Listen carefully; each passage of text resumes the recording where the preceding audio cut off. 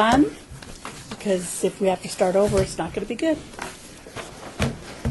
This is Sean Bolster, City of Las Vegas, Office of Community Services Grant Programs Coordinator, and I'm calling to order the first meeting of the Community Development Recommending Board here at City Hall. Items listed on the agenda may be taken out of the order presented. 2 or more agenda items for consideration may be combined, and any item on the agenda may be removed or related. Discussion may be delayed at any time. Backup material for this agenda may be obtained from Luann D. Holmes, City Clerk, at the City Clerk's office at 495 South Main Street, second floor, or on the city's webpage at www.lasvegasnevada.gov. Our call to order. Madam Chair, Clerk, are we in compliance with the open meeting law? Yes, we are. I'm sorry, that was item 2. Item 3, public comment during this portion of the agenda must be limited to matters on the agenda for action. If you wish to be heard, give your name for the record. The amount of discussion as well as the amount of time any single speaker is allowed may be limited. For these purposes, speakers may have 3 minutes. Sean, we should take a roll call. You want to take a roll call now? Okay. Can we take roll call? I'll let the record show that was City Attorney Bob Sylvain. Member Hartley is excused. Member McGrath. Present. Member Miller. Present. Member Pappas. Excused. Member Baker. Here. Member Asplund. Here. Member Jordan. Here. Member McCoy. Here. Member Powell is excused. Member Ewan. Here. Member Janison. Here. Member Jimenez. Here. Member Taylor. Here. And we do have a quorum. Awesome. So, do we have anyone that wishes to speak at the beginning of the meeting on the public comments? Finding none. Item 4, discussion for possible action on the election of chair, co-chair, and alternate co-chair. The CDRB board elects its own officers, and you will be doing that at this time. So let's open the floor for nominations for chair. I'd like to nominate Tom McGrath. Okay. Okay, second. Any discussion? No? Okay, all in favor? Aye. Let the record show it was unanimous. For your co-chair nominations? I'd like to nominate Carmen Miller, please. Okay. Second. Okay. Any discussion? Member McGrath would like to nominate Nathan Taylor for co-chair. Okay, so we have 2. Anyone else? So we'll take the first one first. Thanks for Okay. So those, They should do it by hand. yeah, we'll have to do this by hand. So those in favor of Member Miller as your co-chair, raise your hand. 2, 3, okay. Those, let the record reflect that was 3. And those for Member Taylor as your co-chair? 6. Okay, let the record reflect that you're, If you Co-chair? could raise the hand so she could. it was 6-3. And for your alternative co-chair? I'd like to nominate Terry Jennison. Okay. I guess. I'll second that. Can I decline? Yes. And I just like to nominate Carmen. Instead of Can we try it? I second. Okay, so we have Member Miller up. One word, Lily. Is up for alternative co-chair? You're third in command. And we have a second, so all in favor? Aye. Let the record reflect that was unanimous. So for this year, your chair is Thomas McGrath. Oh, I didn't take notes. Your co-chair is Nathan Taylor, and your alternate co-chair is Carmen LaShawn Miller. So we're going to take 1 minute so you guys can play musical chairs, because chair, co-chair should be up here. Alternate can sit where they choose. I don't think we have to. Turning the gravel over. Do we have to physically move? Or are we okay? You're fine. Thank you. Be sure to announce your name when you speak. Got it.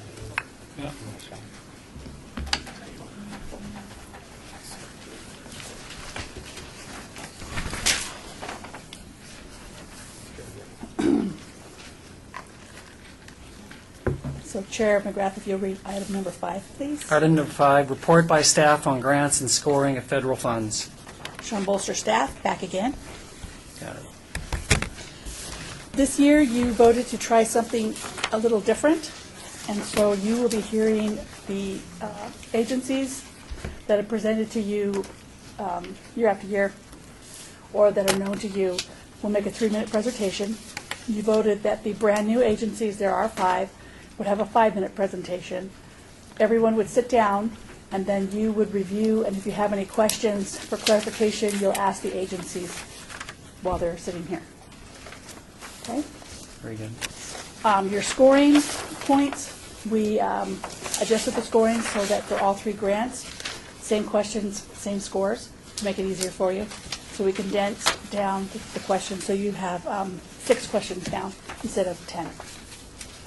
So you'll notice that your scoring is from 1 to whatever, so your minimum score is 1, and the maximum score is whatever the number is by the question. Okay?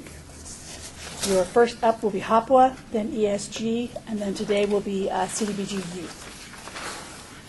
Very Any good. questions? No?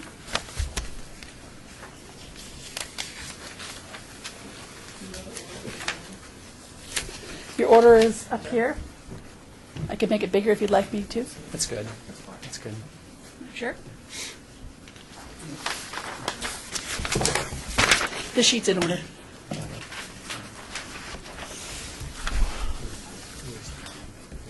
And I'm timing.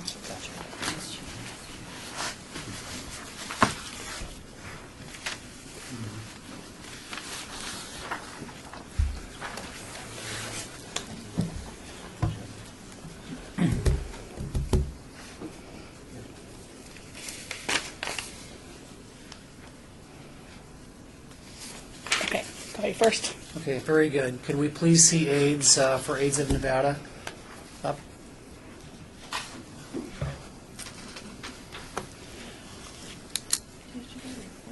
What's that?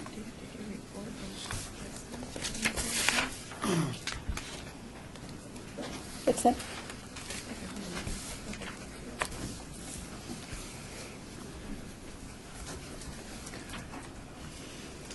Thank you. Could we please have you recite your names for the record? My name is Antioco Carrillo, and I'm the Executive Director in AIDS of Nevada. Okay. Very good. Very good. Your presentation is limited to 3 minutes. So, Ready? So we want to thank you for taking the opportunity to consider refunding us. We have been providing services for people with HIV for the last 32 years. But we specifically are requesting funding to continue with the housing projects that we have, the housing services that we have. And if we can explain a little bit more about the housing project. We currently receive funding for supported services, STREMU, TDRA, and housing operations. And with those funding sources, we're able to assist clients in getting the documentation required for us to get housing, apply for other benefits such as Nevada State Welfare, Ryan White Part A services, which helps in entrance to medical services, Ryan White Part B, which pays for the medication. So even with supportive services, that's an integral part of providing housing, because they need to be in care. With STREMU, it's to allow clients to maintain the stable housing that they have, the utilities or mortgage that they currently have. Our tenant-based rental assistance programs, we have 2 parent and need assist families, where either the child or one of the parents, both the parents are infected with HIV, and our secure homes programs allows us to assist individuals on a more long-term basis. Housing operations help subsidize our 8 units. We have a property, Casa de Esperanza and Casa de Jardine. Jardine is 8 one-bedroom bungalows, and today we house, we've housed 12 units since we've taken over the property, and so they've been able to maintain stable housing because of that funding.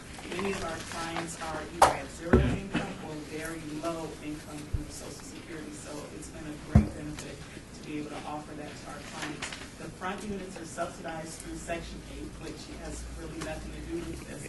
But we've been able to house 27 clients through that property because, again, they're either at zero income pending disability, which can be a 2-year or longer process. And so to be able to provide stable, secure housing for our clients, it is very important to keep them in care.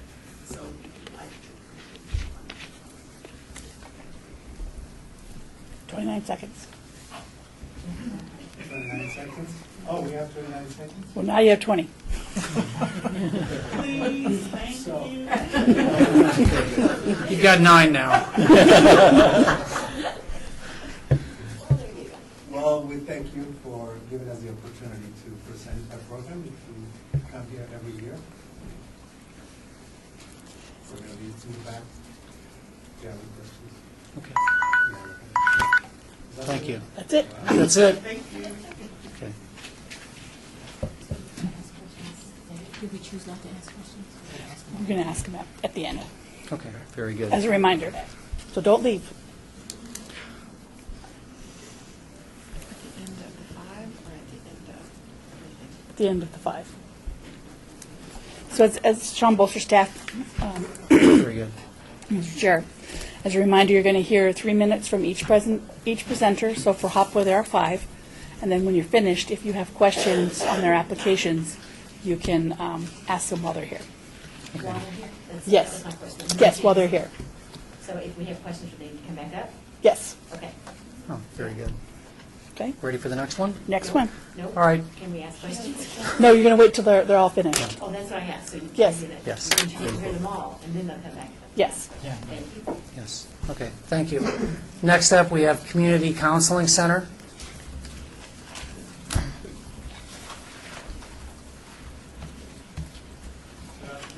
Good afternoon. Thank you, and please recite your names for the record. My name is Patrick Bozarth. I'm the Executive Director of Community Counseling Center. My name is Erin Almada. I'm the Quality Development Coordinator. I'm here on behalf of Kay Velardo, the Agency Administrator. Okay, very good. Ready? First of all, thank you very much for this opportunity to present once again. HOPWA funding is very essential to Community Counseling Center. This past year was a very important year for us. We marked 25 years in operation, soon to be 26. And we were first started to address the crisis in our community of HIV and AIDS. So HOPWA is a very important part of our funding for Community Counseling Center, in particular for clients who are affected. So for family members of those who are living with HIV. In this past year, we've expanded some of our services, in particular our co-occurring disorders program and our intensive outpatient, as well as providing more opportunities for family counseling. And so I mention this because many of our clients who are affected or infected with HIV also have the substance use disorder and mental health disorders as well. So because of HOPWA funding, we've been able to provide services to these individuals who, without the funding, we might not be able to. In addition to that, we also provide targeted case management for our clients, psychiatry, and also with many of our HOPWA clients, we've been able to provide them health education risk reduction classes in this past year. To make sure that our clients are aware of safer sex practices, in addition to proper nutrition and healthier living.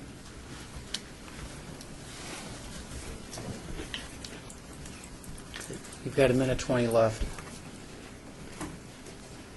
Thank you. One of the services we started this past year at Community Counseling Center is called the Living Room. The Living Room is the first ever group of its kind here in Las Vegas.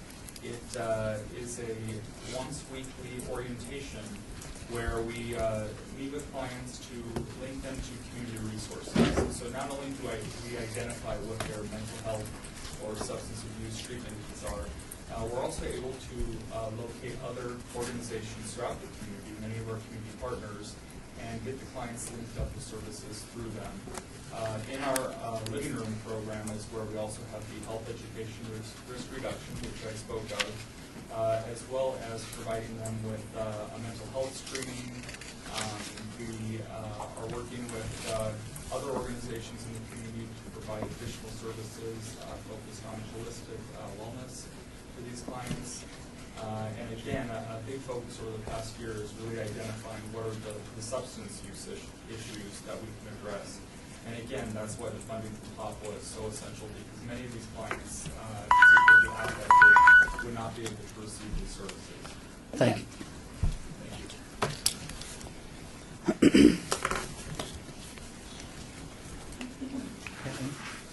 Appreciate it. Oh, Okay, next up, Golden Rainbow.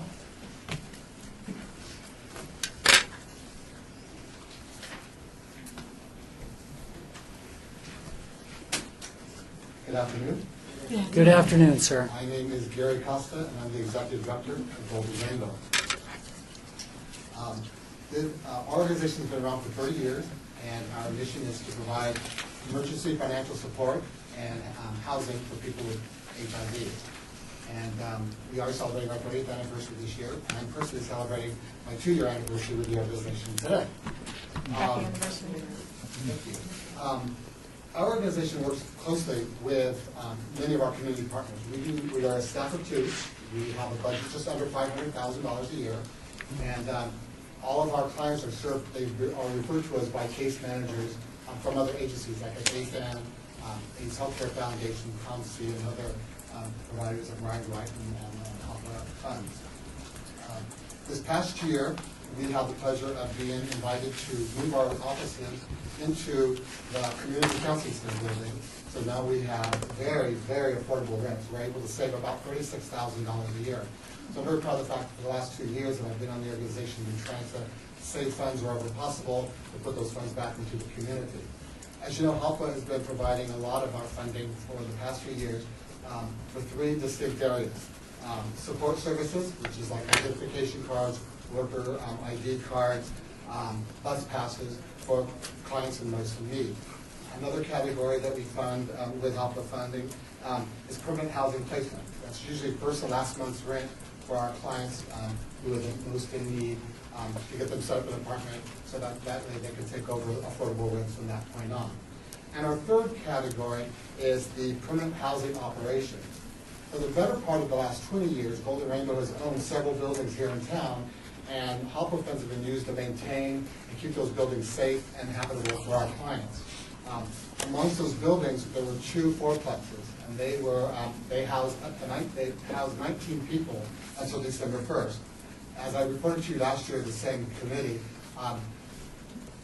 eminent domain through Project Neon has taken away the 2 fourplexes from us. So we lost housing for 19 people this last year as of December 1st.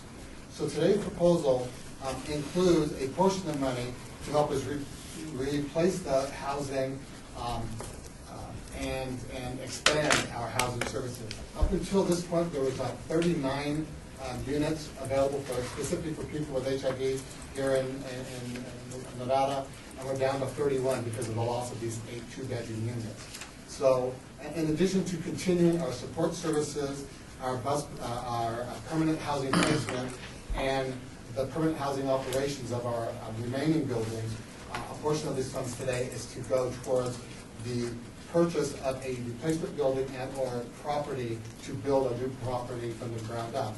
In the last 12 months, we've negotiated several different buildings to purchase with the funds that we received through the grant. Thank you, sir. You've Gotcha. exceeded 3 minutes. Thank you very much. Okay. Please stick around for the question and answer session. Thank you. All right, next up we have Nevada Community Associates, Inc.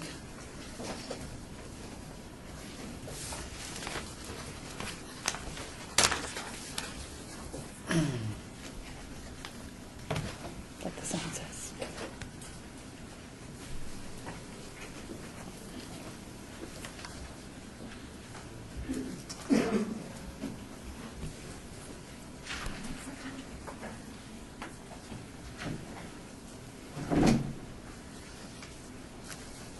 Good afternoon. Good afternoon and welcome. Thank you. My name is Carla Lewis. I'm the Executive Director for Nevada Community Associates. I'm Gladys Bena, I'm case manager at Nevada Community Associates. And first, we want to say thank you for last year for giving us the opportunity to serve clients with HOPWA funds. And we've been able to reach out to a number of clients. And this year, we're asking for funding again to provide distributing services as well as supportive services for our clients. We've done a lot of outreach. We've done a lot of different things and have partnerships with both Golden Rainbow and AFAN and a couple of other community partners that provide referrals to us to provide the services, as well as us going out into the community to different events, as well as just going to meet people to let them know about our services, passing out pamphlets, because we want to be able to be a service to the community in this area, because we've been doing housing for about 7 years. And prior to us receiving HOPWA funding, we were doing housing through other funding, and we had clients from previous funding that were eligible for HOPWA, which in turn we decided to apply for the funding. And Mr. Ward is here today to talk just a little bit. He wants to say a few words to you all, as well as Gladys, about our services and the program that we offer.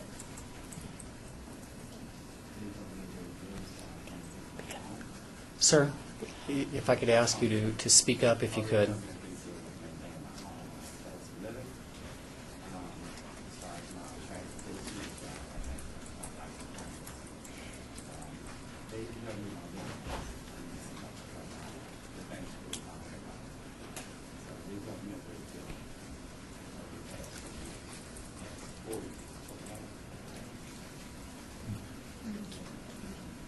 Thank you. So, Mr. Ward, he's one of our clients. I'm pretty new there too. It's a new program to us, and it's been a wonderful experience trying to see, seeing how the number has grown of clients.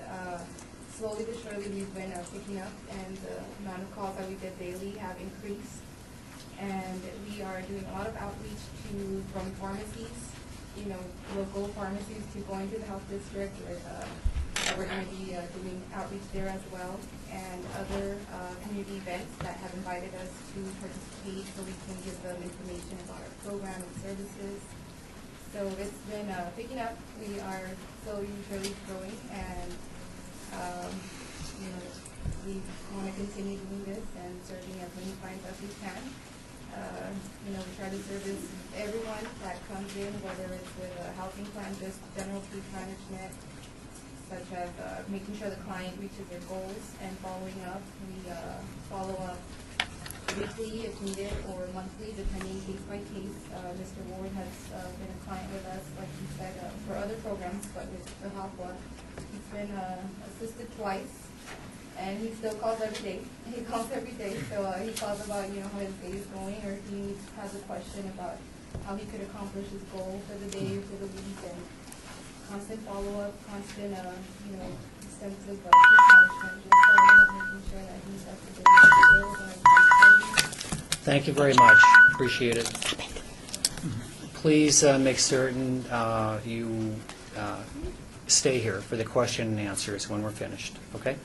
Thank you very much. Next up, Women's Development Center.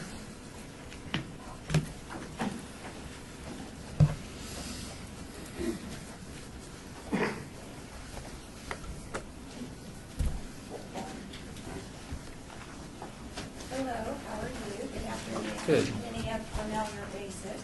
Welcome, Tina. I'm Tina Prieto. I'm the Executive Director of Women's Development Center. I've been there 25 years. This is Jillian, and we have a special guest who is Ray. I'd like to start by saying, due to the continued support that you've offered and afforded WDC for all these years, we started off with four housing units, and now we have 18 moving into 20 to 22. We all know housing is very important, and I've told this story, so for the ones that are new, you'll enjoy it. For the other ones, don't just have to hear it again. But anyway, when we started off with the 4 apartments, we had 4 tenants right next to each other. And within the first year, 3 tenants died in apartment B, C, and D. And all these years have passed, 15 years have passed, since then, we've never lost another tenant. And I do contribute that to having stable housing, knowing that, that they can invite who they want over, their family, and they just have a place to call home, fix their food, whatever they prefer, but instead of living on the streets. We have a gentleman right now who was homeless on Christmas. We just accepted him into the program, and it was just heart-wrenching. He said he was at a bus stop on Christmas with his Tupperware, his blue Tupperware, and he had nowhere to go because his family just had disowned him. So we provide housing and all that goes with it, 24-hour maintenance, food, and we have our maintenance men who are always on the property for any needs, for anything that they might need.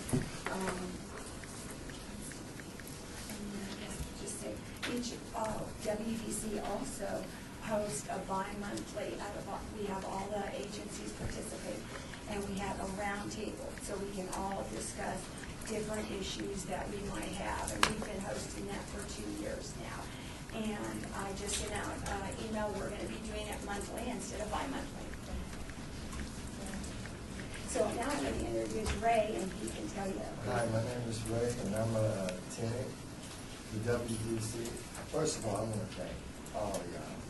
Because if it wasn't for y'all, I swear, I wouldn't know what I'd be doing right now. I had 3 kids. I was on the street. I was homeless. I didn't know what I was going to do. I sit up, I prayed. Then someone came to me and told me about WDC. I'm like, I said, Women's Development Center. I'm a man. What am I going to do? And I came there and they gave me help. I said, I would not do this. But ever since then, everything has been going great with me. My kids are doing good. My oldest child is 13 and she's on the ABI road. And I just want to thank God, and I pray to God that y'all will helping us so that we can help ourselves. Thank you, sir. Thank you. Thank you for coming. And that's it, Tina. And stick around for the question and answer session 2, okay? Thank you very much. Sean, this Yes. concludes Hopwa. This does conclude HOPWA, Sean Correct. Buster, staff. Correct. So you can bring the agencies back and then ask them individually Okay, very good. questions. Very good. Doing that, members, if we could see AIDS for AIDS of Nevada back up here. Are they here? I hope. They're here. Okay. Sean, how much for the question answers? 3 minutes? Let's do 3. 3. All right, very good. All right, thank you. Just welcome back, okay? The members may have several questions of you. We're going to limit it to 3 hours. 3 minutes. Excuse me. 3 hours for you, 3 minutes for everybody else. 3 minutes apiece. All right. Okay, ready? Here we go. Members, any questions do we have? Mr. Chair, Carrie Janison for the record. I don't know mine specifically for your agency, but it's an overarching question, so I don't know how you want to handle this. But my question is I heard all 5 of you talk about the fact that there's this huge collaboration, which is incredible. We've talked about that for a couple of years, so that's really good. I'm just curious, is there a central point of intake for clients and patients? And if so, then I'd like to know who that is. And then if not, is there a specific data point that you all can say about the number of identified clients that are in Clark County or in Las Vegas that you serve? Many of the clients we serve are also Ryan White, Jaquisa Mosley. Many of the clients we serve are also Ryan White Part 8 eligible. And so with that, as I stated earlier, that provides other supportive services to help keep the clients in care. So medical transportation, dietitian services, mental health, counseling.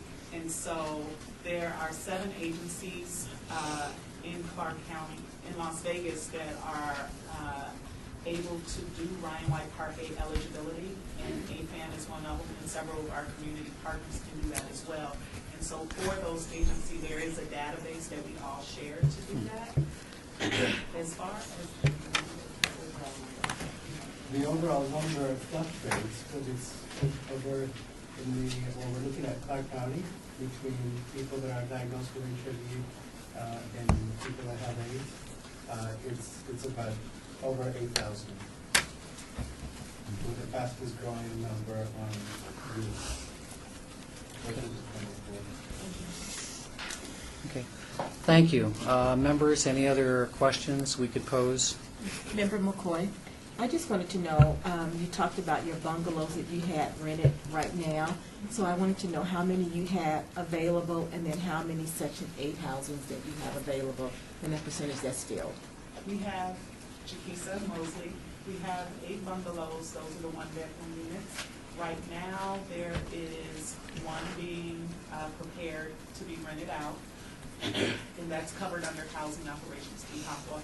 And in the front housing, there are 12 units total that are subsidized through Section 8. And right now, I believe they're all filled. Okay. Thank you. Thank you. 15 seconds left. Members, any additional questions? Okay, thank you. Appreciate it. Thank you. Okay, next up, Community Counseling Center.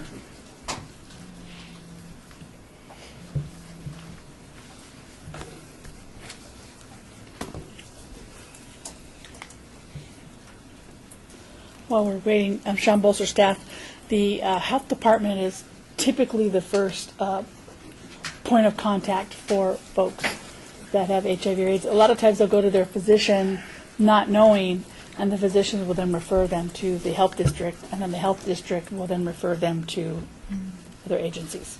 So thank you, Member Janison.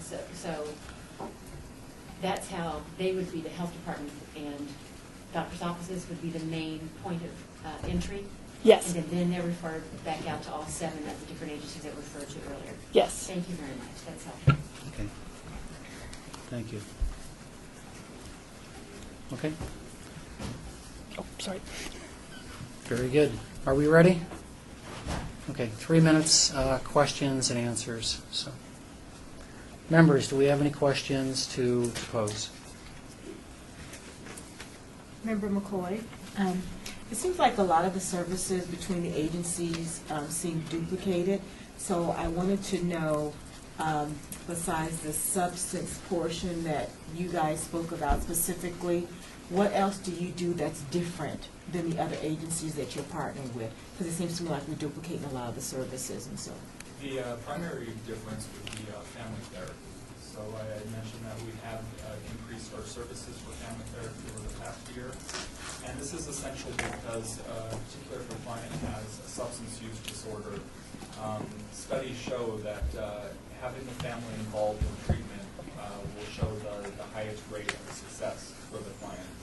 So we've made efforts, especially over this past year, to make sure that clients who are identified with a substance use disorder and they're under HOPWA funding, so they'd be affected in most cases, it's important to get them and their family into treatment as well. Thank you. My name is Patrick Ozark, Executive Director of the Community Counseling Center. Thank you, Patrick. Coach Taylor, just a question, what's the increased cost to that, adding that service? The increased cost overall, it's hard to say because we have many different funding sources, and family therapy would cover also different programs within Community Counseling Center. The funding that we have received from HOPWA, we've already gone through that funding. We've met the targeted number of clients annually, which is 50. So we would like to be able to provide more services to our clients. Thank you. Chairman McGrath, I have a question. You had indicated about your community partners. Who are they, if you don't mind me asking? Well, many of them are here today. Eighth Raised in Nevada, Golden Rainbow Women's Development Center, AIDS Healthcare Foundation, so the Nevada Health District. Okay. All right. Thank you. Members, any additional questions? That's it. Thank you very much. Appreciate it. Next, Golden Rainbow.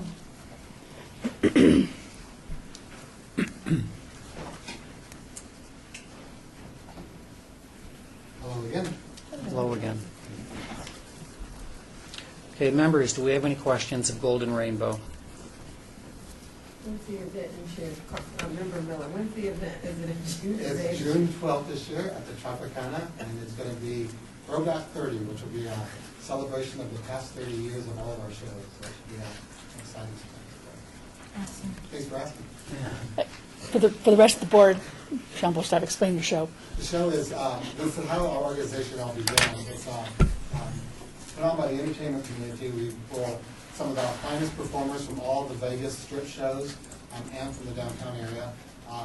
Performers from all the shows audition to be in our annual fundraiser, and everyone donates their time, and we put on a show at the Tropicana at 1 o'clock in the afternoon on a Sunday. It's not like people who are working other shows can make it. And every year it has a different theme. And this year we're bringing back some of the more fabulous performers in the past, including a special tribute to Jubilee, which is no longer around, who were a major supporter of ours from day one. So we're able to see a lot of performances. And that's how our organization started. When somebody who was working on the strip died of AIDS in his own garage alone, and his family shunned him. All his coworkers on the strip said, "How can we prevent this from happening again?" And they put on a show back in 1987, and it was called Golden Rainbow, was the title of the show. That money all went to AFAN actually that year. The following year, they decided let's become our own nonprofit and do this anniversary. Here we are 30 years later, unfortunately still needing to raise money for an epidemic that continues to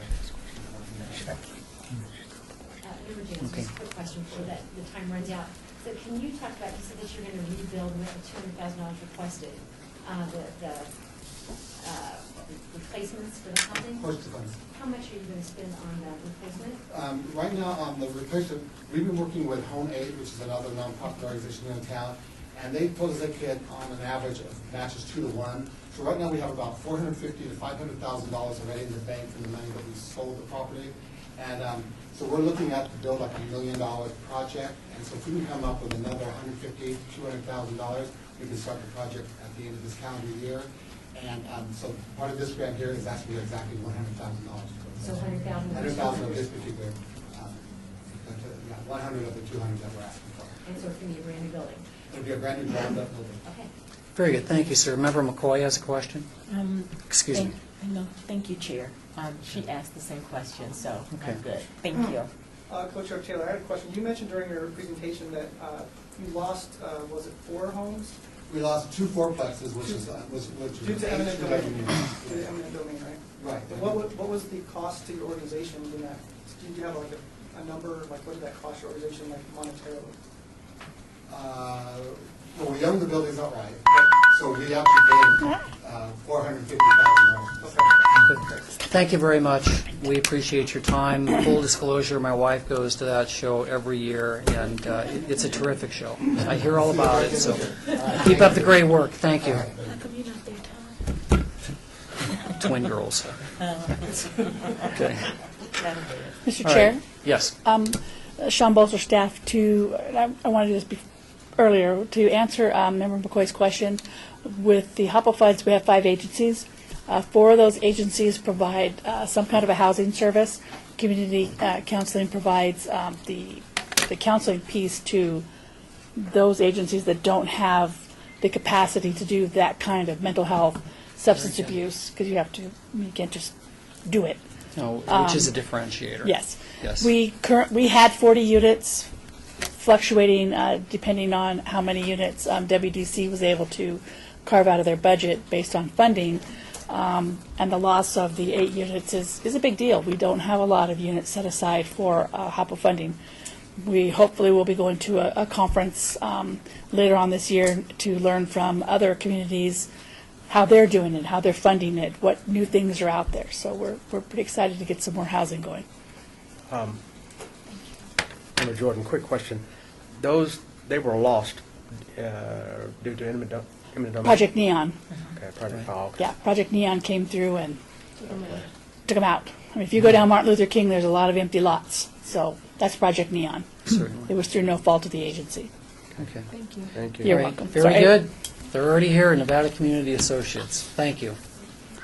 Members, do we have any questions? Member Jordan, some of your partnerships, you said some were present. What are any, in addition to, I think you said Rainbow, Golden Rainbow, was any other partnerships that you work with, that you have a collaborative effort with? Yes, sir, you can as well as WPC. Member McCoy, then what do you all do that's different from those other agencies as not to duplicate services? Actually, this time we're asking for the hotel vouchers because we found that that is something that's not being offered at this time. And some of the clients need temporary housing in order for us to find housing for them through the other agencies that provide like the TBRA. Well, you're using too many acronyms. TBRA. I'm sorry. Good point. I was going to Tenant-based rental assistance. Okay, thank you. You know, this is after this. Right. Which will change next month. There's been no. It'll change. Give you a key. So, Member McCoy again, I'm sorry, I got like all thrown off. So would you explain to me again what services you're offering that are different than the other services? Okay, currently, we're doing this similar to what everyone's doing as training and support services, the difference. And what we saw from providing the services past year was the hotel and motel voucher. That's what we're looking for this year to provide us the difference for services needed. And as he mentioned, there's over 8,000 people that need assistance. Sometimes it's easier for them to either their side or our side based on what's needed. So our main difference is the hotel motel voucher. And we also provide mental health and behavioral health with the therapy as well, but that's based on if the client desires to have that. We don't, push it on them. If they need the assistance, we do offer that as well. So then how many would you say is on your waiting list as to why you feel the hotel motel vouchers would be a good fill in the blank as opposed to maybe occupancies that they might have? Well, as you noticed from the other presenters that they're at 100% occupancy. And oftentimes when they're trying to find a new place or their clients to move into, they need somewhere temporary.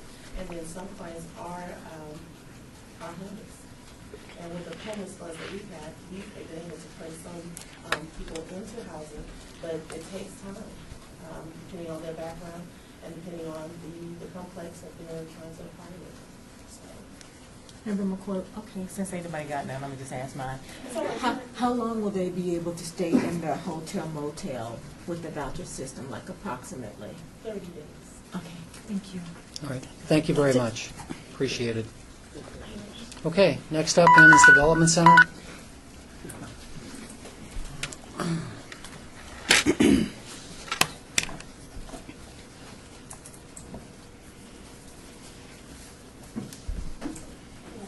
Welcome back. Okay. Members, do we have any questions of the Women's Development Center? Don't look at me. Do I get to add?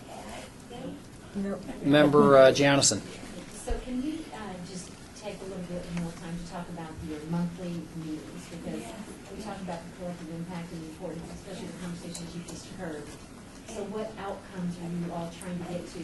And just finish the question. So what kind of outcomes are you getting to within those meetings as opposed to getting together and talking about what issues you all have? Okay, well, I think what's really good about the meetings is you get to know what gaps or whatever are falling between any of us that we see services that maybe somebody isn't getting or if somebody needs.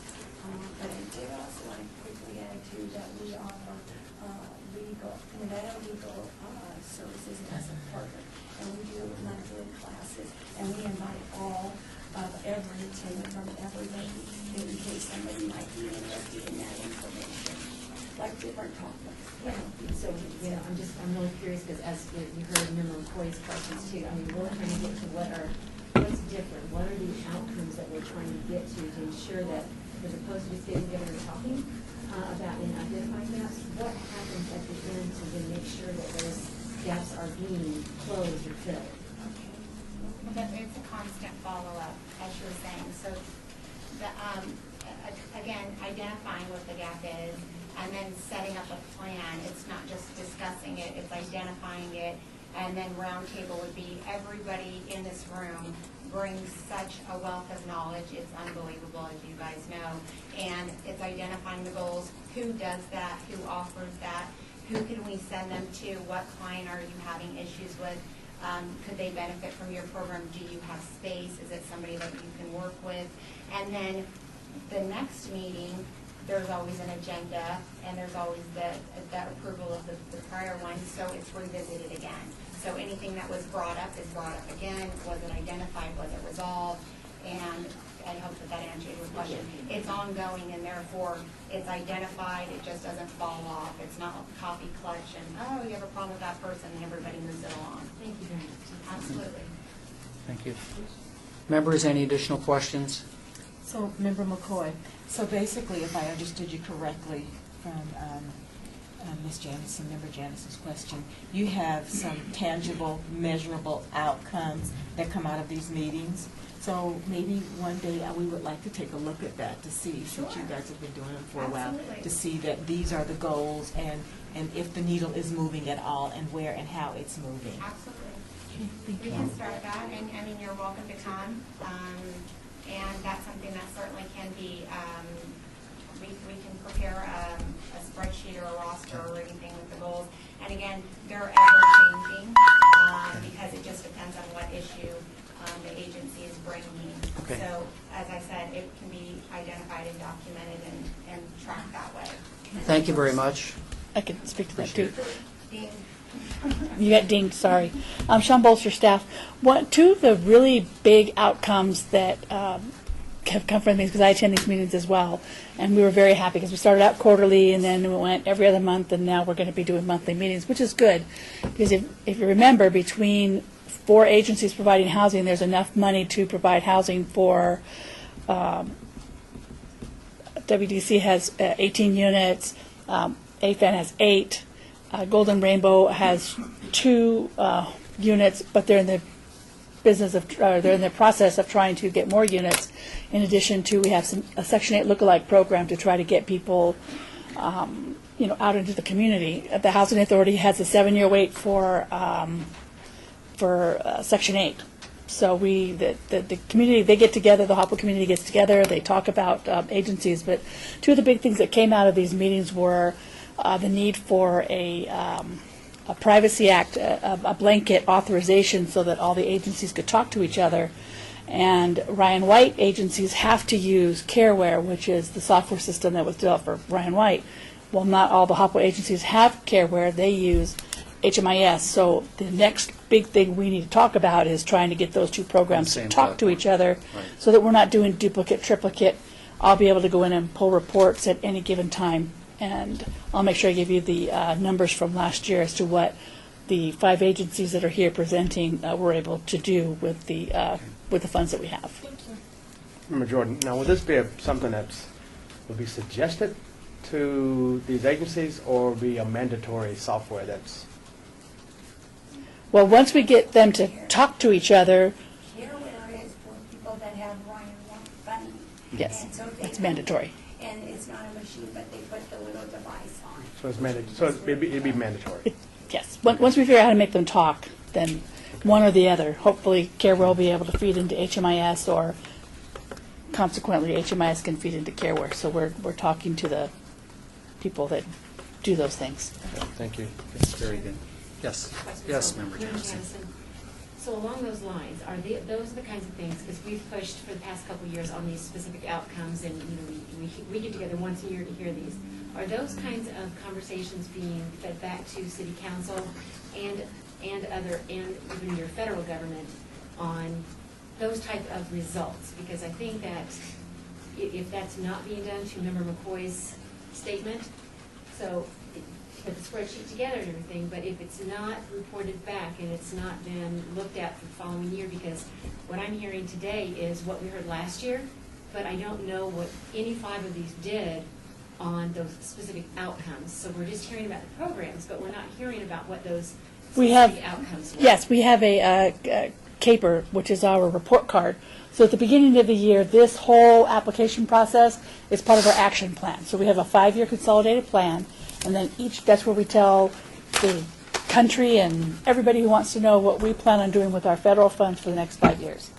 Well, each year we have to do an action plan to supplement that 5-year consolidated plan. So part of what you're doing is you're going to feed into, we're going to tell HUD and the community, we plan on doing these activities to serve this expected amount of people.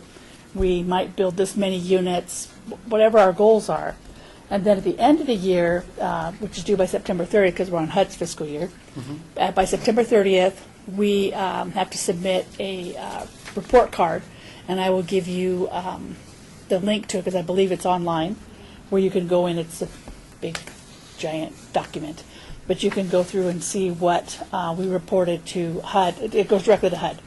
So HUD gets it, the electeds know where that is. So we do both. You can go online right now to HUD.gov, and it says the number one thing is a roof over these people's heads. That is going to get them to the next step and help them with the stability and the case management and that. Thank you. Thank you. Ms. Bolster. Yes. Chairman McGrath, could we take a 5-minute break? Yes. So for housekeeping purposes, the restrooms are down the hall. If you need your parking validated, you're going to go up to the 5th floor window and they'll validate your parking. Please make sure you print your name and everybody that's with you on the forms that are on the table right there. So we'll take a 5-minute break. 5-minute break. 5-minute break. Let's go. Yeah, I should have. What's that? That's a good call. In that vending machine? Yeah. We've got food over here as well. And you got snacky snacks. I meant to grab water this morning and I did not. I did grab snacks. Is it okay? I have like 3 bottles in my car. I will introduce the two of you as soon as we come back in. I'm an idiot. So yeah, Hopwa is not a duplicated kind of thing. Is it going the way that you thought? I think so. I mean, only because I'm not part of, yeah. back up at like 3 minutes each time. It's hard. Do you want to just do 3 minutes then? I don't see why we wouldn't. The We were thought supposed was, to have-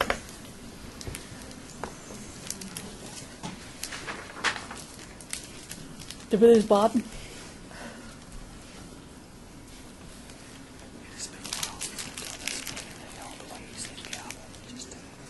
Call it back to order. Call it back to order.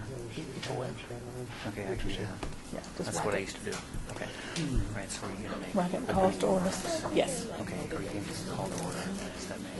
I'd like to call this meeting to order. What should I go by? Ms. Bolster? You can, staff, it's fine. Staff? Mhm. Okay. Thank you.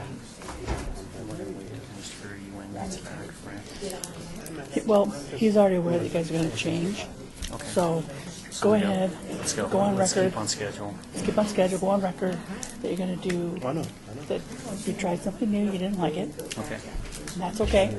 So you're going to do 3 minutes, because these are all returners. 3 minutes. I made an error, so I need to let you guys know. You'll mention that during staff comments. Yes. And that you guys are going to go 3 minutes of presentation and 5 And I minutes. need to mention, if any members have a conflict of interest, I need to on the board, Yes. one of the nonprofits, please step out during the presentation. Yes. Gravy. Okay. Go back to applications. That's the same.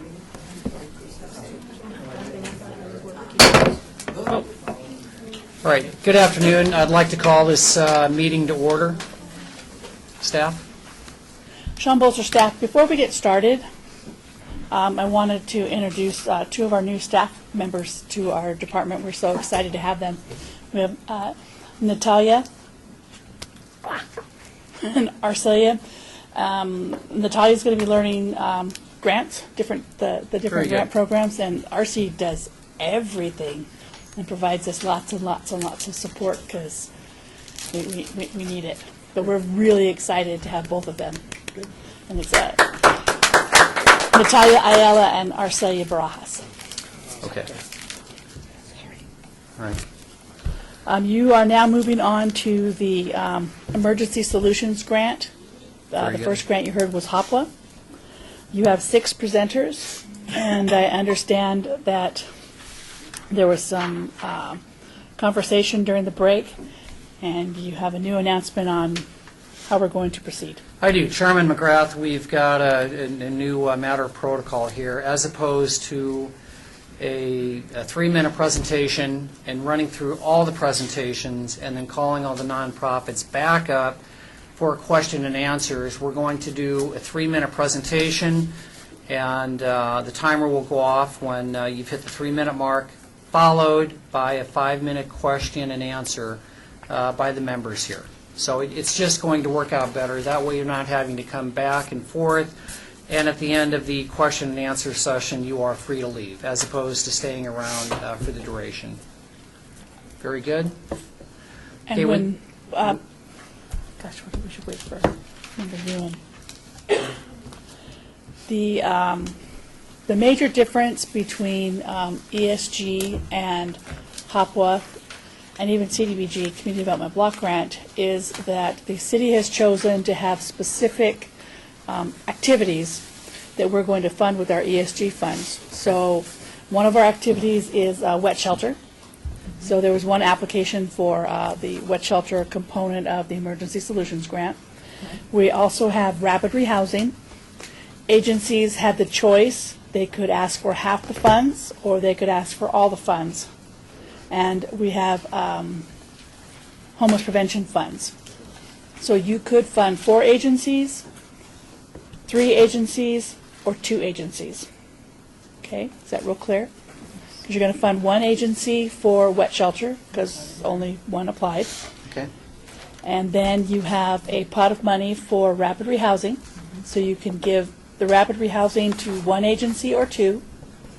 And then you have $10,000 in prevention funds that you can give to 1 agency or that same agency. Okay? All right. So you either have 2 agencies, 3 agencies, or 4 agencies. Okay, very good. Very good. All right, Chairman McGrath, if any of the members have a conflict of interest, i.e. they're on the board of one of these nonprofits, please announce that, and of course you'll have to go to the quiet room here, and then we'll come get you when the presentation is over. If we could see Catholic Charities of Southern Nevada up as our first presenter. Mr. Chair, Terry Jansen, stepping out of the room, I serve on the board of Catholic Charities. Acknowledged. Forgive me. Forgive me, Mr. Knight.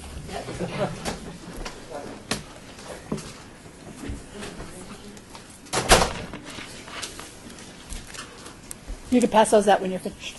Yeah, please do so when you're finished. That's okay. All right. Ladies, please state your name for the record. Amy Haley, Director of Social Services with Catholic Charities. Vanessa Longo, Supervisor of Home and Home County Charities. Jennifer Olson, Controller of Catholic Charities. All right. Thank you. Are we ready? Very good. We are applying for the full amount of the rapid rehousing, the $205,000 this year. We received ESG funding last year in the amount of $160,000 to serve 10 households. I'm happy to report we've already served 22 households with our grant funding from last year for the ESG program, and we are in the process of moving in 8 families. So we have served 30 families with the funding we received last year, which was projected to serve 10 families.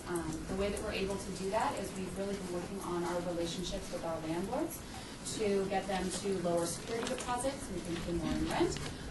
Also, we work with them to include utilities in rent. A lot of our clients, we don't have the best record as far as the utilities, or there would be a high cost to get their utilities in their own name, so our landlords are willing to work with us to get the utilities as part of the rental process for our clients.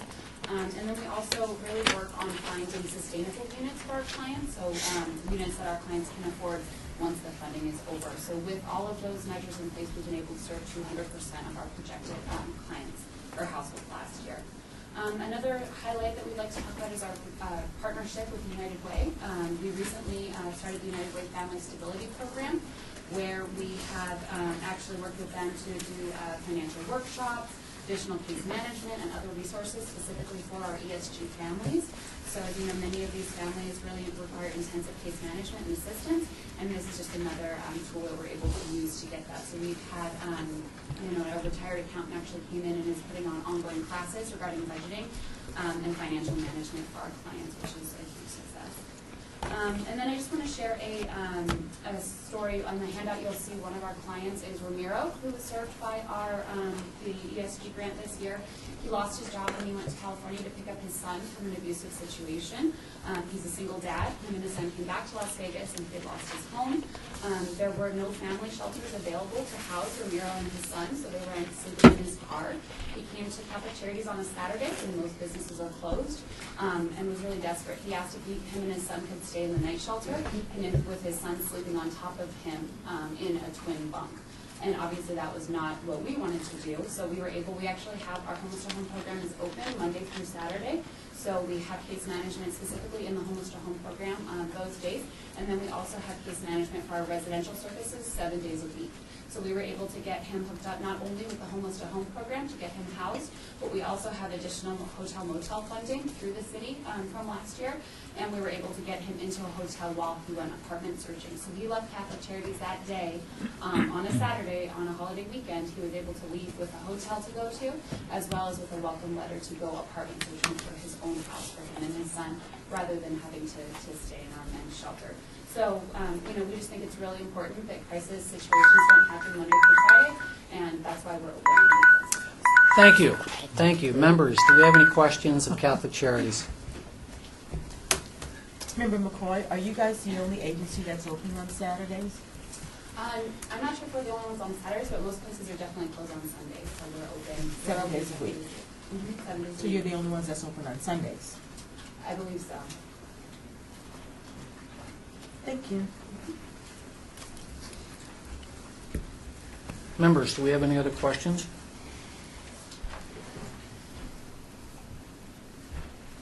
Member Darrell Ewan, you talked about the efficiencies to get your price down. Do you know of other agencies that are doing similar things, or are you the only one? I think a lot of the rapid housing providers really work on that landlord engagement. It's critical for the success of the program, since many of our clients do have pretty bad either rental history or criminal history, or we really need to work with them. So I think it's across the board. That's a primary focus. Thank you. Members, do we have any further questions? Member Jimenez, I was just wondering how, you were talking about Ramiro, but how would he find out who referred him to you? Or how do people know about him? A lot of our referrals are word of mouth. We are on 211, so anyone who can call 211 can get the information. And then of course the website and different things. But a lot of our referrals, a lot of times we get just either random calls or people just end up going to our campus. And like I said, we are open every day of the year, so usually they're able to receive some type of assistance. Bless you. Jeez. Okay. Members? All right. Thank you very much. Appreciate it. Thank you. Next up, if we could have help of Southern Nevada.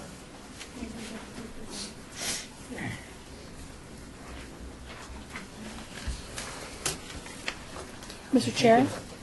Yes. Sean Bolster, staff. The other thing I forgot to explain was that with the rapid rehousing, the clients, the families, single families or families with children, we ask the agencies to house them for up to 9 months. Yes, RC? 9 months. So it's not every family stays that long. Sometimes a family might just need 2 months of help, or 3 months, or 4 months. And that's why they're able to serve. As part of the program, they have a maximum of 9 months. Yes, that is correct. Okay. Thank you for that point. That clarifies. And with homeless prevention, it's 3 months. Thank you. HUD's rules. Very good. Good afternoon and welcome. All right, we're going to have a 3-minute presentation, and afterwards 5 minutes question and answer, and yes, you'll be timed. So, with that being said, feel free. I'm Terry D'Antonio. I'm the CEO of Help of Southern Nevada, and we have been providing services in this community for 46 years. We have been providing the rapid rehousing and homeless prevention for 6 years. And who I brought today is Kaylee Cook, who is the program coordinator, and Patrick Miller, who is one of our clients, and Marilyn, who is our finance department. So I'd like to turn it over, because we only have 3 minutes, right to Patrick. So Patrick, if you'd like to maybe share your story. Scared to death. I'm not used to public speaking. I've been in Las Vegas for a little over 3 years. 2 years of it I spent homeless on Poor Master Street. Seen things I never could believe, and I never want to see again. A year ago, Help of Southern Nevada contacted me, their outreach team, midnight on a Saturday night. They were out there. Very nice gentleman named Andrew Poplar. He worked with me, came and visited me every week for months until I could get into the program, and he got me to the program. So far, they sent me through job training and got me my birth certificate, my ID, housed me, and looking up, not going back where I came from. These great people, and I believe in their program, it helps. Some of us ourselves, Chairman McGrath, sir, that is a very good success story, and I applaud you. Patrick, do you want to share about your AA meetings? Sure. I do AA. I used to have a problem doing drugs and alcohol. I've been clean for about 2 years. Actually, when I was on the streets, did it all myself. I did treatment years ago, and it didn't help. I didn't want to quit. Once I hit the street, I looked around me, and I seen so much bad stuff going on. It made me want to be sober. Don't want to go down to where some people never come back from. To make the decision you want to live and get right, or you can die out there. I think one of the things too is that we do have our MCIT, Mobilized Crisis Intervention Team, that is out 7 days a week from 5:30 in the morning until midnight. And so in the case of Patrick going in on Four Master Lane, they go in and then they're referred then over to the coordinated intake, and then from there they can be dispersed to whichever program has openings. And so that was one of the programs. Haley has a caseload of 22 individuals. All of them have come from Four Master, and some are in different stages, obviously. Patrick has been with us for just about 9 months, 10 months, something like that. And so we have some that have been here, with us for 9 months, some have been with us for a year. So I don't know, that's it? Or is that Thank you. 1 minute? Thank you. That's the buzzer. Okay. And we would like to open it up to questions that the members may have. Members? Member McCoy, my question for you is, who do you partner with, and what services are you offering that's different than the services that they're offering? Also, your hours of operation. Okay. Our actual office is open from Monday through Thursday from 7 until 5. However, we do have, as I mentioned, we have night and weekends, and so our hours are basically from 5:30 in the morning until midnight. And that's, like I said, 7 days a week. Is that where they're out on the streets? Nobody can physically come to the office then, per se? That is true. However, what they do is they set up the appointments, the MCIT team, so that they can come in, or they will place them in. We do have some funding for placing them in motels until they can get to the coordinated intake at the county. We partner with all of the nonprofits that provide the services for rapid rehousing. We serve the chronic homeless. And as far as what do we do differently, I think there's so many homeless individuals that not one agency could even begin to take care of all of them. So I think we all pretty much offer job training. We offer the birth certificates, case management, pretty much all of it. Very good, thank you. Coach Taylor, I just wanted to thank you, sir, for coming here today and sharing your story, because it means a lot to us to hear these stories, and congratulations on your success. Ditto. Very good. Members, any other questions? Member Janison. So is coordinated intake at Clark County, you said? So if you have your mobile that goes out, they take them down to a specific location? Yes. And then that's where they are given their, They're rated by what, I'm not the best to speak on that one. I don't really want to talk about it. Everyone gets a different score, so it depends on how long have they been on the streets, what are some of their issues, and then they get rated by that. like case for Suffolk County, and then they identify in which agency they are given, they to receive services to? It's like who has, we all have it set up so they know exactly who has openings. And then that's where they are. So then, so the county will then say, you've got openings, so. Yep. Taylor will be there. Correct. Okay, thank you. You know, I'm sorry, can I just follow that up? You have the floor, Does that Terry. work for you as a case manager? It does, yes. Yeah, at times it does. Okay, thank you. Members, do we have any additional questions? Thank you for presenting, and it was Patrick, correct, sir? Nice job public speaking. Nice job. Thank you. Next up, we have Lutheran Social Services of Nevada.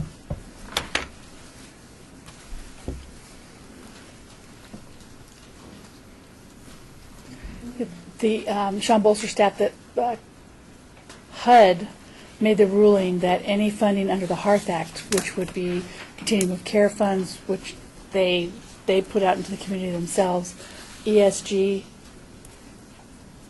funds also have to do coordinated intake for homeless clients. So HELP might find somebody, or another agency might find somebody, but that client may or may not end up with their agency. It depends on how they ranked and who has openings. All right. Thank you, staff. Appreciate it. Interesting system.